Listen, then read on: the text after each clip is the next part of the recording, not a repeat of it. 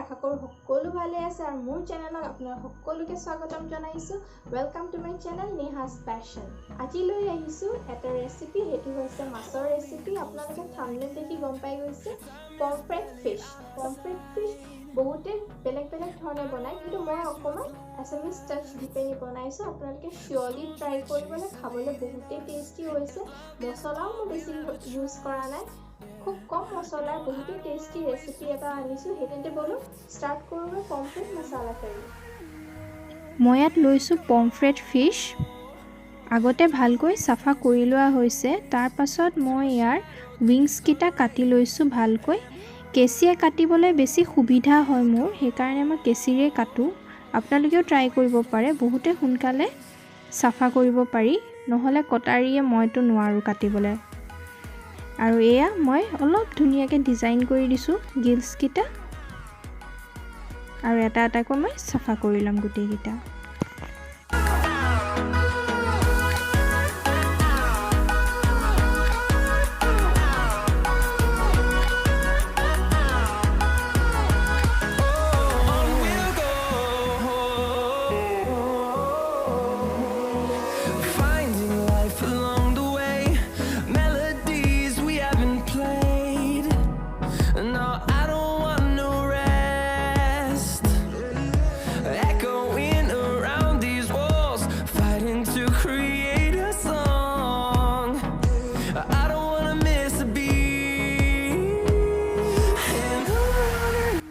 চাফা কৰাৰ পাছত মই ইয়াত মাজতে অলপ কাটি দিছোঁ, যাতে মছলাসমূহ সোমাই যায়। ইয়াত মই এতিয়া এড কৰিম সোৱাদ অনুসৰি নিমখ, হালধি আৰু নেমুৰ ৰস। ভালকৈ মিলাই ল'ম আৰু কমেও 10 মিনিটৰ বাবে মেৰিনেট কৰি ৰাখিম। এতিয়া এটা গ্ৰাইণ্ডিং জাৰ লৈছোঁ। ইয়াত মই এড কৰিছোঁ 2টা পিঁয়াজ, এটা বিলাহী। বিলাহী মই ডাঙৰ চাইজৰ এটা লৈছোঁ, আৰু দিছোঁ 1.5 চামুচ পোস্ত অৰ পপি চিডছ। এতিয়া ইয়াত 2টা কেঁচা জলকীয়া দিছোঁ। আপোনালোকে কম বেছি পৰিমাণে জলকীয়া দিব পাৰে। এতিয়া ভালকৈ গ্ৰাইণ্ড কৰি লওক।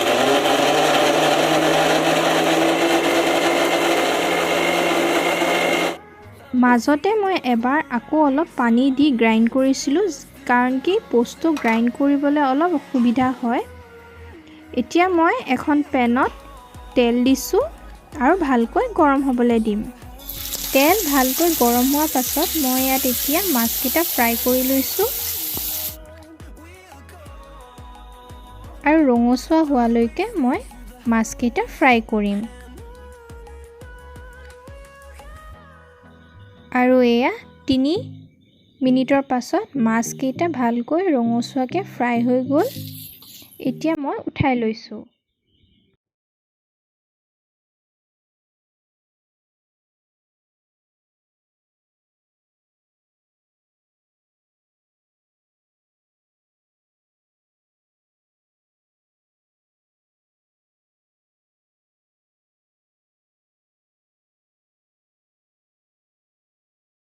এতিয়া একেখন পেনতে বাচি যোৱা তেলতে মই পিঁয়াজকেইটা ফ্ৰাই কৰি লৈছোঁ। বৰ বেছি ফ্ৰাই নকৰোঁ, অলপ গোল্ডেন হোৱালৈকে ফ্ৰাই কৰিম। 2 বা 3 মিনিটৰ পাছত উঠাই লৈছোঁ। এতিয়া ইয়াত মই 2 চামুচ তেল দিছোঁ। গৰম হ'বলৈ দিম মই 1/4 স্পুন ক'লা জিৰা দিছোঁ, আৰু পিচি থোৱা পেষ্টখিনি দি দিছোঁ, আৰু ফ্লেমটো মই মিডিয়াম হাই ৰাখিছোঁ। মিক্সিত থকা বাকী মছলাখিনিও মই পানী অকণমান দি দিছোঁ, যাতে নষ্ট নহয়। এতিয়া মই ইয়াত দিছোঁ পৰিমাণ অনুসৰি হালধি, দিছোঁ 1/4 স্পুন জলকীয়া পাউডাৰ, আৰু 1/4 স্পুন ধনিয়া পাউডাৰ।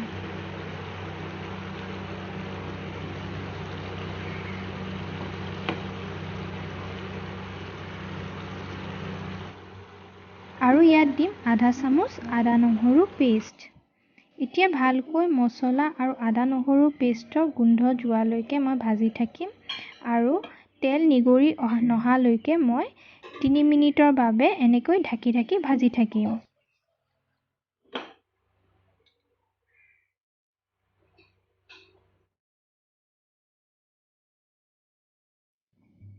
আৰু এয়া 3 মিনিটৰ পাছত মই ইয়াত দি দিছোঁ ভাজি থকা পিঁয়াজ আৰু তেল নিগৰি অহা পাছত মই ইয়াত এড কৰি দিছোঁ পানী। মই ইয়াত উতলা গৰম পানী দিছোঁ আৰু ফ্লেমটো মই হাই কৰি দিছোঁ।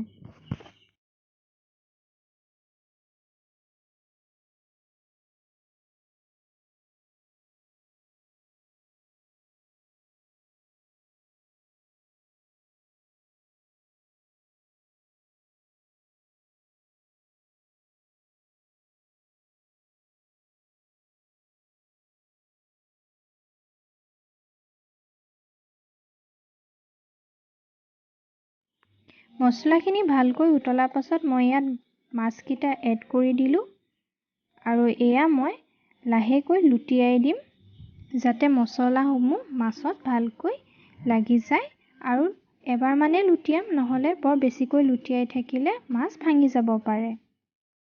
আৰু গ্ৰেভিটো আপোনালোকে কম বেছি পৰিমাণে ৰাখিব পাৰে, কিন্তু মই সাজেষ্ট কৰিম যে গ্ৰেভিটো ঠিক হ'লে ভাল হয়, তেতিয়াহে খাবলৈ ভাল লাগিব পমফ্ৰেট ফিছ। এতিয়া ইয়াত মই এড কৰি দিছোঁ ধনিয়া আৰু এয়া মই গ্ৰেভিটো এবাৰমান চাই লৈছোঁ। এয়া গ্ৰেভি ঠিক হৈ গৈছে আৰু মই এয়া ফ্লেম অফ কৰি দিছোঁ। আৰু এয়া ৰেডি হৈ গ'ল মোৰ পমফ্ৰেট ফিছ মছালা কাৰী। পমফ্ৰেট ফিছটো যদি আপোনালোকে ট্ৰাই কৰা নাই, ট্ৰাই কৰিব। মাছটো খাবলৈ বহুতেই ছফ্ট হয় আৰু খাবলৈ বহুতেই টেষ্টি হয়। চ' আপোনালোকে চিয়ৰলি ট্ৰাই কৰিব এই ৰেচিপিটো। খাবলৈ বহুতেই টেষ্টি হয় আৰু মছলাও নালাগে। মোৰ ভিডিঅ'টো যদি আপোনালোকে প্ৰথমবাৰৰ বাবে চাই আছে তেন্তে please subscribe my channel, hit the bell icon আৰু কমেণ্ট বক্সত কমেণ্ট কৰিব নাপাহৰিব যে আপোনালোকৰ এই ডিছটো কেনে লাগিলে। আকৌ এটি নতুন ডিছ আপোনালোকৰ ওচৰলৈ লৈ আহিম। তেতিয়ালৈকে take care, bye bye and thanks for ৱাচিং।